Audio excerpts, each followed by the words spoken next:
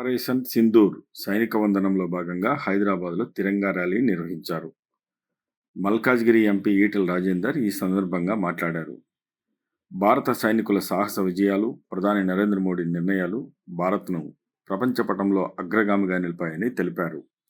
ఈ కార్యక్రమంలో Dubbaka MLA Raghunandan Rao, BJP నేత జి కిషన్ రెడ్డి తదితరులు పాల్గొన్నారు.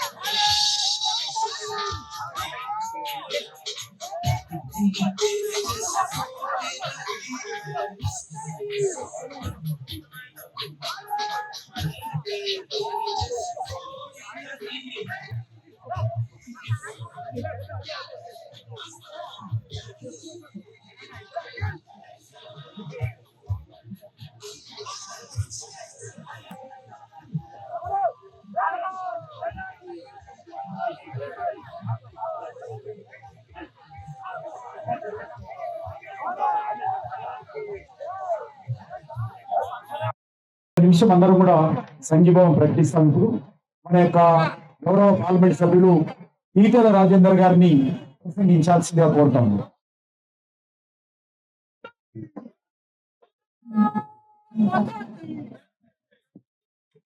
భారత్ మాతాకి జై జవాన్, జై జవాన్. లక్షల మంది భారత మాత ముద్దు బిడ్డలు ఆనాడు భారత మాత సంఖ్యను పెంచడం కోసం అమరులైన లక్షల మంది జైళ్లలో మగ్గి సాధించుకున్నది ఈ మూవన్నెల జెండే.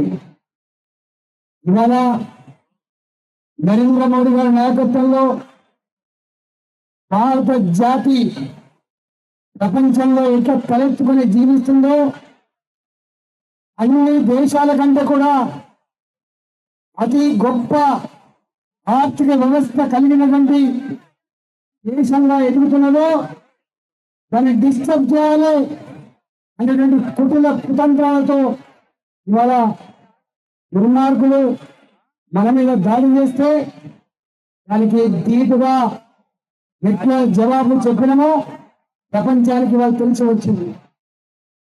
మోడీ గారు దుఃఖాన్ని దిగమింగుంటూ కూడా ఒకటే హెచ్చరిక చేసిండు, నా దేశం జోలికి వస్తే నా సమగ్రతని దెబ్బతీసే ప్రయత్నం చేస్తే ఎవరిని కూడా వదిలిపెట్టే ప్రసక్తి లేదని చెప్పి సంకేతం ఇస్తూనే రాబోయే కాలంలో ఎవరి దక్షిణ బతికే పరిస్థితులు లేదు. భారతదేశం తన కాళ్ళ మీద నిలబడి దేన్నైనా ఛాలెంజ్ చేయగలిగిన స్థితికి ఎదగాలని చెప్పి మళ్ళీ గుర్తొచ్చింది. కాబట్టి ఇవాళ మోడీ గారికి ఉన్నటువంటి ఆలోచన, మోడీ గారికి ఉన్నటువంటి ఇవాళ చూపు మళ్ళీ దేశంలో ఇక్కడ ఆర్థిక వ్యవస్థను పరిపుష్టి చేయాలి, పేదరికాన్ని రూపుమాపాలి, ప్రపంచంలో భారతదేశాన్ని అజేయమైన శక్తిగా ఎదుగుదల చేయాలని చెప్పి సంకల్పంలో భాగంగా ఇవాళ 4 అడుగులు ముందుకేస్తాం, అవసరమైతే 1 అడుగు వెనుక వేస్తాం. మా జాతి రక్షణ కోసం, మా సార్వభౌమత్వ రక్షణ కోసం నేను ఎక్కడ రాజీపడే ప్రసక్తి లేదని చెప్పి ఇవాళ మోడీ గారికి అండగా 140 కోట్ల ప్రజానికి ఇవాళ అండగా ఉందని చెప్పి తెలియజేస్తూ ఇవాళ భారతదేశ రక్షణలో మన వీర సైనికులు తమ కుటుంబాన్ని నిలబెట్టి 140 కోట్ల ప్రజల రక్షణలో దేవుడుగా పనిచేస్తూ అందులో అమరులందరూ కూడా జవాన్లు అర్పిస్తూ మన గడ్డ బిడ్డ నిన్నగా కూడా ఆ వీర జవాన్గా ఉన్నందుకు తెలుగు జాతి గర్వపడుతూ వారికి జవాన్లు అర్పిస్తూ భారత్ మాతాకి